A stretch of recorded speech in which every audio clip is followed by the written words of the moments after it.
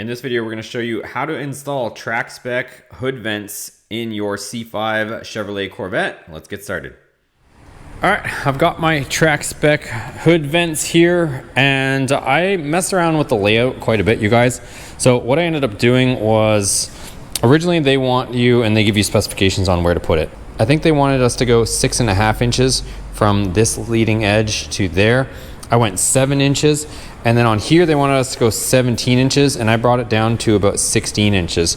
Reason being is I wanted this one, since it's longer than those two, I wanted the backs of them to all line up, because I think it looks a little bit better. This one's gonna be longer, this will stick into the front a little bit better, and yeah, I think it should look good. And if you guys are wondering how to do it, essentially put a tape line down the middle of your hood. You're gonna take a bunch of measurements and plot your center line a bunch of times. Then you're gonna line up this template with the center, and then you're gonna measure from the front of your hood back. So I think I'm about 16 inches instead of 17. And then on this one, this template, you measure 1 inch from the edge. And again, I went 7 inches to the start. So from the corner to here, I went 7 inches. Now I'm gonna go ahead and take these off. Pretty much shows you where we gotta cut. So I'm gonna cut it using my multi-tool. It's gonna be a messy job, so I'm gonna bring this outside, put a respirator on. It's gonna be a itchy, nasty job, but the results are gonna be good, so I'm looking forward to it. So let's go.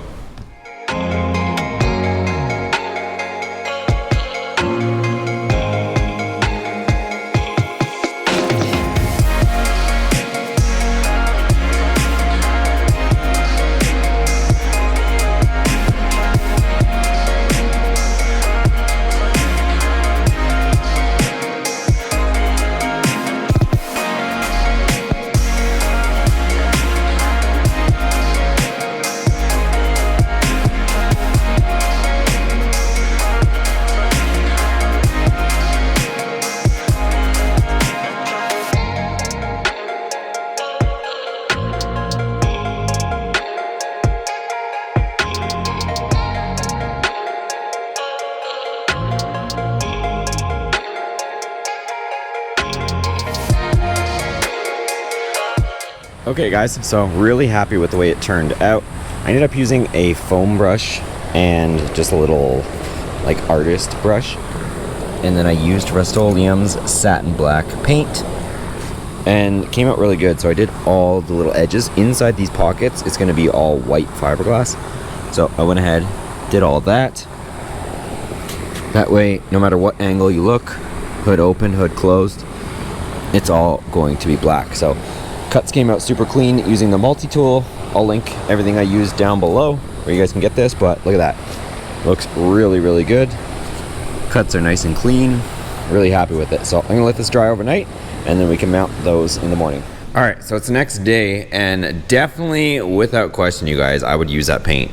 So obviously my car is, black, no secret there, but using that satin black paint, it came out so good.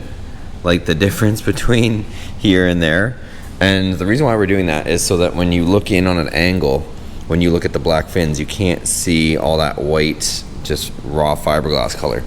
And it doesn't matter what color your car is, like all in here where we can see it all black, that would be exposed white fiberglass showing through. But with that paint, it was super easy to do. I didn't have to tape everything up. I mean, you could, obviously. My car's, pretty much a race car at this point, but I didn't get any mess anywhere else. Just, nice little foam brush. Worked out great. So what we're gonna do now is we gotta rivet these things in place. So and we also have to drill the 1/8 holes. This middle one's a little bit funky to get in. The reason why I don't have it in, you kind of have to like tuck it. So I still haven't kind of messed with that just yet, so I'm gonna have to like tuck it in. So I'll let you guys know what the situation is there with that. But yeah, so far so good. So everything's dropping in nice. Of course, these things are completely flat, so what we're gonna end up doing based on the instructions is drilling a hole here, and then we're gonna work our way outside, because we're gonna have to kind of bend this a little bit to the contour of the hood as we press it down. So let me kind of mess with that. I'll start getting things rigged up, and I'll show you guys what I'm doing.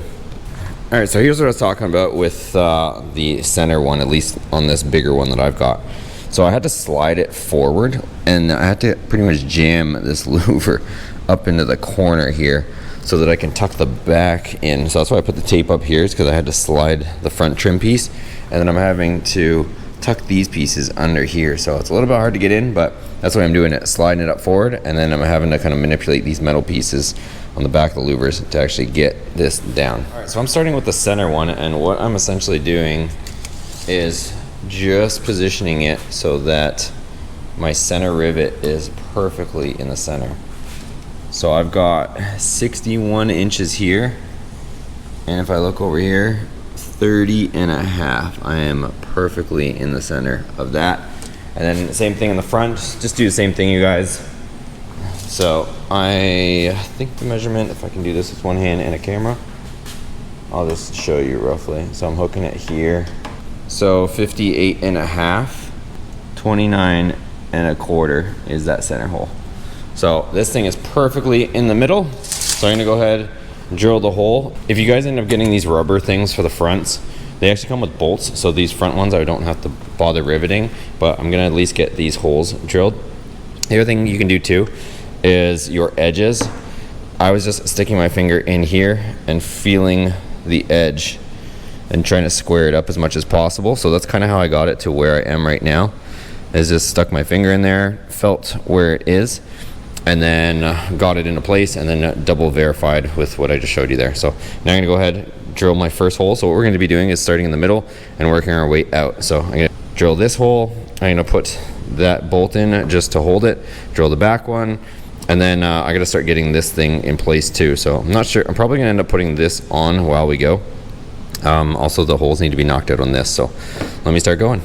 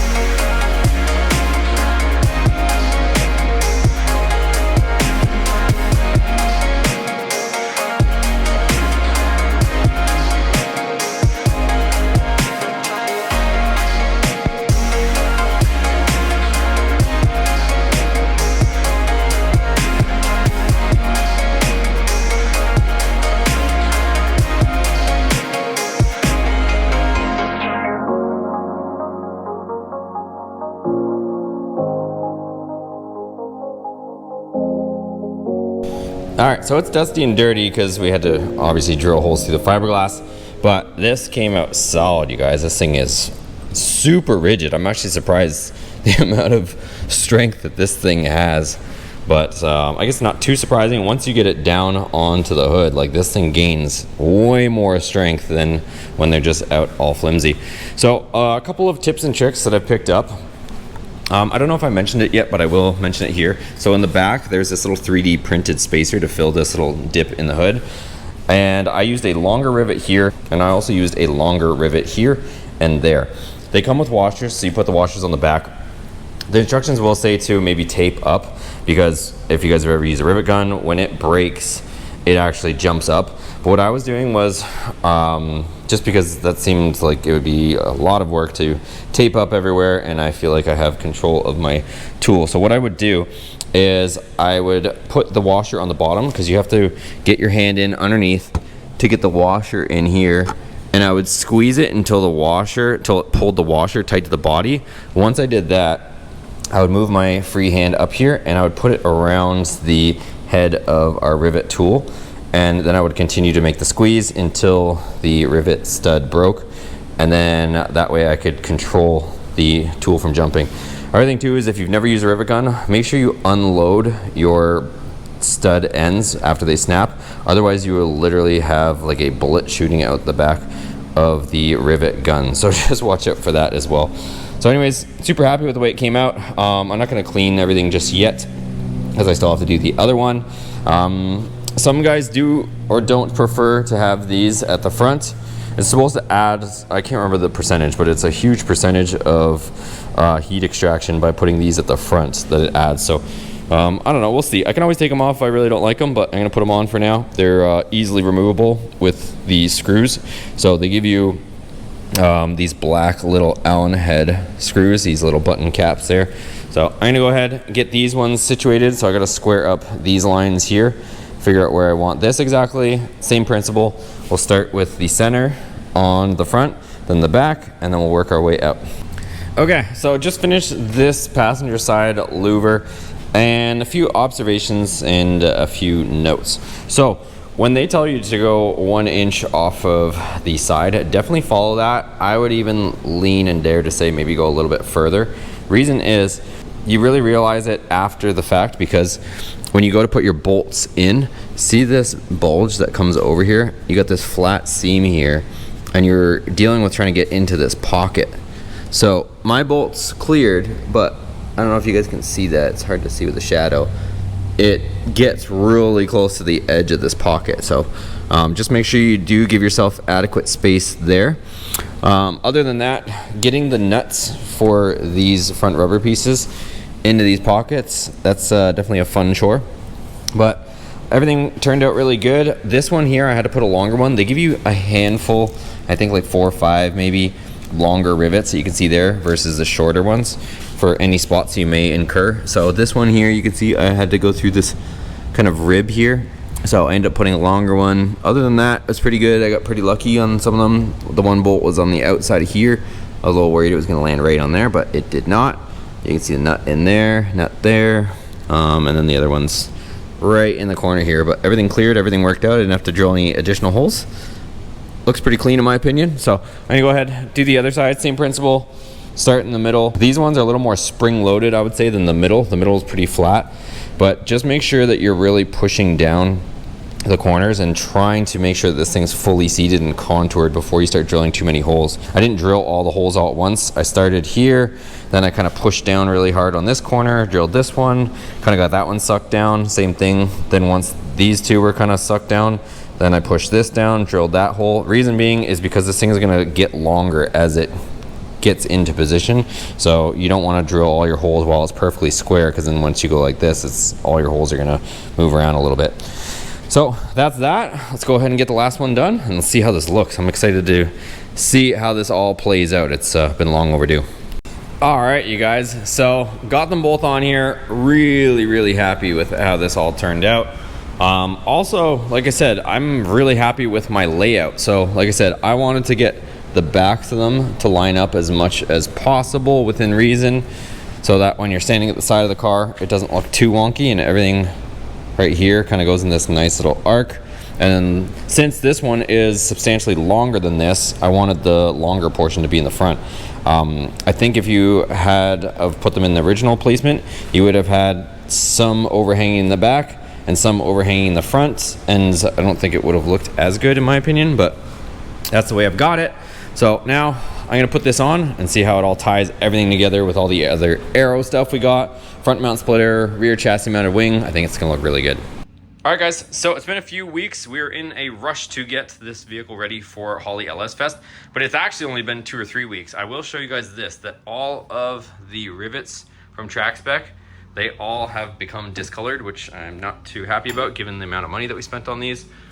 They have lost their anodization and turned to this gold color. So wherever there is any heat from the vehicle, it literally just discolored the anodization on the rivets. So just cheaply anodized rivets, it looks like. I'm gonna have to go back and do something about that.